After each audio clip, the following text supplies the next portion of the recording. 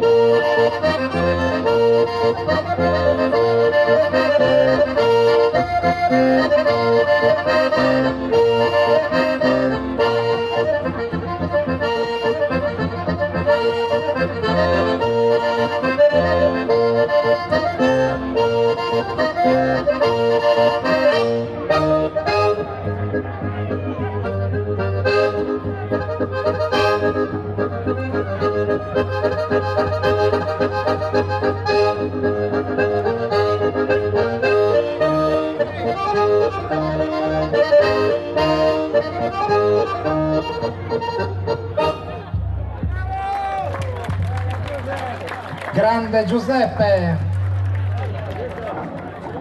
Grazie Giuseppe, ancora un applauso.